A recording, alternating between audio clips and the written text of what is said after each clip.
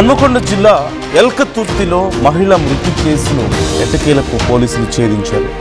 3 రోజుల క్రితం ఎల్కతుర్తి సమీపంలో కారు డిక్కీలో ఒక మహిళ మృతదేహాన్ని గుర్తించారు. మృతురాలు పెద్దపల్లి జిల్లా గోదావరి ఖనికి చెందిన మానసగా గుర్తించారు. మానస తండ్రే ఆమెను చంపించినట్లుగా పోలీసులు తేల్చారు. మానస ప్రియుడు వినోద్ కుమార్ను పోలీసులు ప్రశ్నించగా మానస తండ్రి రాజేశం ఆదేశం మేరకే చంపినట్లుగా చెప్తున్నాడు. మానసుకు ఇదివరకే 2 వివాహాలు అయ్యాయని, 2 సార్లు విడాకులు కూడా అయ్యాయని, అప్పటి నుంచి పుట్టింట్లో ఉంటుంది. కొద్ది రోజులుగా కరీంనగర్కు చెందిన వినోద్ కుమార్తో ఫ్రెండ్లీగా ఉంటుంది మానస. గత వారం అరుణాచలం వెళ్తున్నట్లుగా చెప్పి వినోద్ దగ్గరికి వెళ్ళింది మానస. తనను పెళ్లి చేసుకోవాలంటూ వినోద్పై ఒత్తిడి తెచ్చింది. మానస తండ్రికి ఫోన్ చేసి వినోద్ ఈ విషయం చెప్పాడు. మానస తమ మాట వినకుండా ఆమె ఇష్టారీతి తిరుగుతోందని, మానస వల్ల పరువు పోతోందని చంపేయమంటూ వినోద్కు చెప్పాడు రాజేశం. పెళ్లి చేసుకోవాలని వేధిస్తుండడంతో మానస వినోద్ మధ్య గొడవ కూడా జరిగింది. దీంతో మానస గొంతు నులిమి ప్రాణాలు తీశాడు వినోద్. తర్వాత కారు డిక్కీలో ఆ మృతదేహాన్ని పెట్టి ఎల్కతుర్తిలోని ఇంటికి తీసుకెళ్లాడు. అయితే దుర్వాసన రావడంతో పోలీసులకు సమాచారం ఇచ్చారు స్థానికులు. వినోద్ను అరెస్ట్ చేసి పోలీసులు విచారిస్తే అసలు విషయం బయటపడింది. ఈ అంశానికి సంబంధించి అధికారులు ఏమంటున్నారో ఒకసారి చూద్దాం.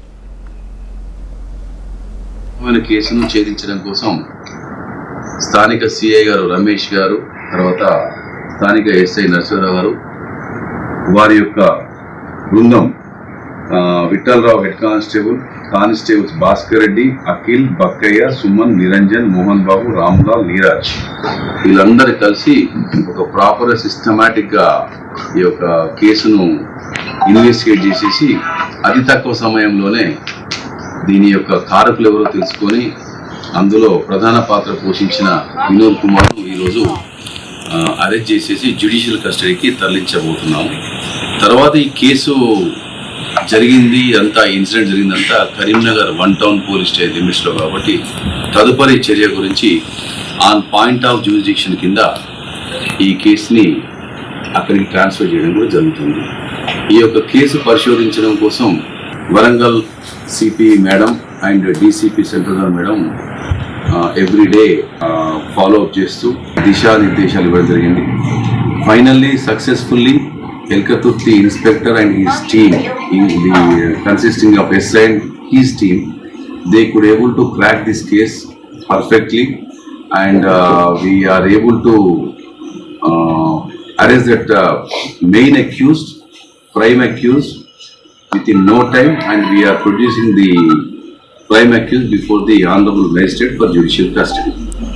సంచలనాత్మకమైన అంశానికి సంబంధించి మరిన్ని డీటెయిల్స్ తెలుసుకుందాం. చంద్రశేఖర్ జాయిన్ అవుతున్నారు, మా ప్రతినిధి. చంద్రశేఖర్, మానసని తన తండ్రే చంపించాడు అంటూ తెలుస్తోంది. అసలు తండ్రి చంపించడం ఏంటి? కన్న కూతుర్ని, అంత పెద్ద సమస్య ఆయనకేం వచ్చింది? మరోవైపు తండ్రి చెప్పినా సరే ఆ వినోద్ అనే వ్యక్తి ఎందుకు చంపాడు? అతనికే లాభం ఇందులో? నందు గత 3 రోజుల క్రితము హన్మకొండ జిల్లా ఎల్కతుర్తి ప్రాంతంలో ఒక కారు డిక్కీ నుంచి దుర్వాసన వస్తుందని చెప్పి గమనించినటువంటి స్థానికులు పోలీసులకు ఫిర్యాదు చేయడం జరిగింది. దానిలో గ్రామ కార్యదర్శి ఇచ్చినటువంటి ఫిర్యాదు మేరకి పోలీసులు రంగంలోకి దిగి దానిలో ఏముంది, అసలు కారు డిక్కీలో ఏముంది అని చెప్పేసి చూడడం జరిగింది. దాని నుంచి ఒక్కసారిగా చాలా భయంకరమైనటువంటి భరించరాని దుర్వాసన వచ్చింది. అందులో ఉన్నటువంటి గోనె సంచి నుంచి ఓ యువతి, 30 సంవత్సరాలు కలిగినటువంటి యువతి మృతదేహం లభ్యం కావడంతో ఒక్కసారిగా షాక్ గురయ్యారు.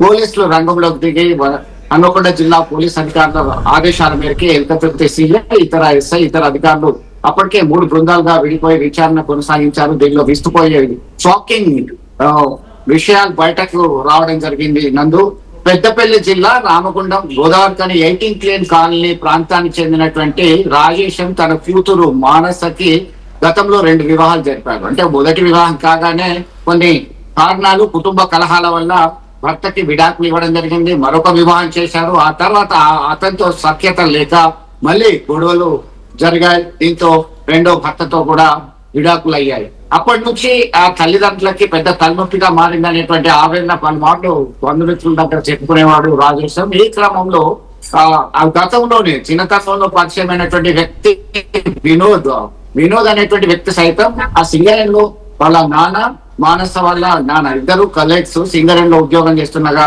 అయినటువంటి పరిచయాలు. ఆ ప్రాంతానికి చెందినటువంటి వినోద్ సైతం ప్రస్తుతం బీటెక్ డిస్కంటిన్యూ చేసి కరీంనగర్ లోని మంకమతోట ఏరియాలో రూమ్ తీసుకొని ఉంటున్నారు. చిన్న జాబ్ చేస్తున్నారు. ఈ క్రమంలో అరుణాచల్ కి వెళ్తా అని చెప్పినటువంటి మానస కరీంనగర్ లో ఉన్నటువంటి వినోద్ దగ్గరకు వచ్చేసింది. వినోద్ దగ్గరకు వచ్చి గతంలో కొన్నిసార్లు వచ్చినటువంటి వినోద్ మానసల యొక్క ఫ్రెండ్షిప్ అనేది కంటిన్యూ అవుతుంది. దీనిలో భాగంగా ఒక్కసారిగా చాలా కాలం నుంచి ఒత్తిడి చేస్తుంది. నువ్వు నన్ను వివాహం చేసుకోవాల్సిందే, ఖచ్చితంగా నన్ను పెళ్ళాడు అని చెప్పి వెంటబడింది వినోద్. దీంతో ఒక్కసారిగా వినోద్ పాత పరిచయము, అంకుల్ అని పిలిచేవాడు, నాన్నతో ఉన్నటువంటి ఫ్రెండ్షిప్ తోని ఈ ఫ్యామిలీ ఫ్రెండ్స్ గా మారినటువంటి కుటుంబ సభ్యులు, అంకుల్ రాజేష్ అంకుల్ మీ పాప ఇప్పుడు ఇక్కడ ఉంది, ఇట్లా ఉంది అని చెప్పేసి తను చెప్పడం జరిగింది. అంటే ఇప్పటికే తక్కువ పనులు చేస్తుందని చెప్పేసి ఆవేదనతో కోపంతో రగిలినటువంటి ఆ రాజేష్ ఒక్కసారిగా ఆమెతో నాకు సంబంధం లేదు, భూమి మీద ఉండడం బేస్ట్ అంటూ ఒక నిష్ఠూరంగా భయంకరమైనటువంటి కామెంట్ చేయడం జరిగింది. దాన్ని భూమి మీద లేకుండా చేసే తీరబోతుంది, లేకుంటే నిన్ను బతకనియది, మమ్మల్ని బతకనియది అని చెప్పేసి తన స్టైల్లో ఆయన చెప్పడం జరిగింది. దీనిలో ఒక్కసారిగా ఎప్పుడెప్పుడు అవకాశం వస్తుందా అని చూస్తున్నటువంటి వినోద్ ఆ రాజేష్ అనేటువంటి మానస తండ్రి చెప్పడంతో ఒక్కసారిగా గొంతు నులిమి హతమార్చడం జరిగింది. హతమార్చిన తర్వాత పక్కా ప్లాన్ తో ఏం చేయాలో తెలియక ఒక కారు, ఇతరులకు సంబంధించినటువంటి కారు, హుండా ఆవిడ కారు, దానిలో డిక్కీలో వేసేశారు. గొర్రె సంచిలో బుక్కి ఏమి తెలియనట్టుగానే ఎల్కతుర్తి ప్రాంతంలో వదిలేసి వెళ్ళిపోవడం జరిగింది. పూర్తిగా విచారణ లోతుగా చేసిన తర్వాత ఏసీపీ ప్రశాంత్ కాగిపేటకు సంబంధించినటువంటి ఏసీపీ ప్రశాంత్ రెడ్డి ఆయన పూర్తి వివరాలను వెల్లడించడం జరిగింది. మొత్తం మీద విస్తుపోయే షాకింగ్ న్యూస్ లో తెలిసింది ఏంటి అంటే తండ్రే తన కూతుర్ని చంపేసాయి, అది ఉంటే పరువు తక్కువ పనులు చేస్తుంది, ఇలా ఎంతమంది జీవితాలతో ఆడుకుంటారు అనేటువంటి కోణంలో ఆయన చెప్పడం అనేది చాలా దారుణం.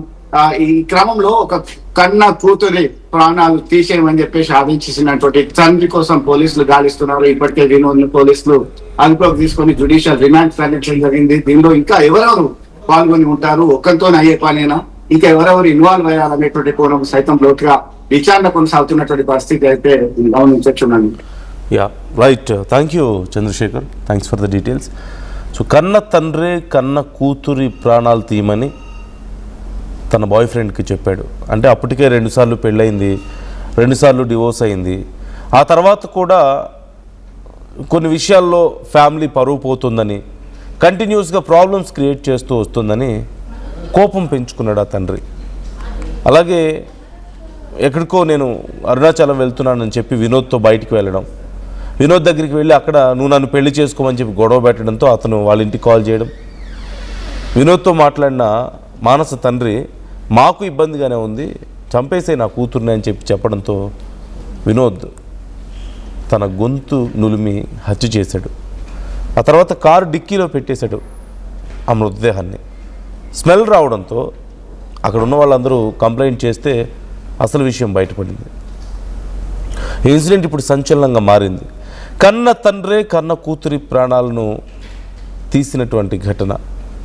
పరువు పోతుంది, లేదంటే కంటిన్యూస్గా తలనొప్పి, మాకు ఈ పీడ విరగడైతే పోతుంది మాతో అని చెప్పేసి ఆలోచించి ఇలాంటి నిర్ణయం తీసుకున్నాడట. మీ ఒపీనియన్ ఏంటి ఈ అంశం మీద? ఈ ఇన్సిడెంట్ గురించి విన్న తర్వాత మీకేమనిపిస్తుంది? కామెంట్ చేయండి. టోర్నమెంట్ కి ముందు పెయింట్ ఎలా చేస్తాం?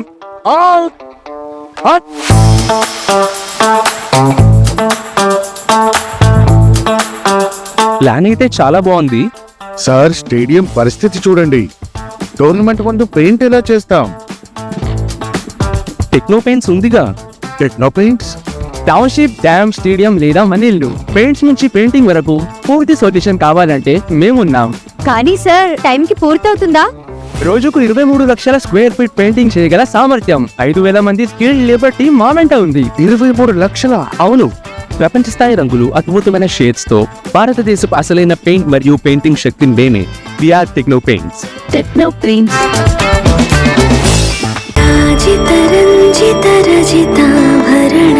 Pure in its form with grace made noble.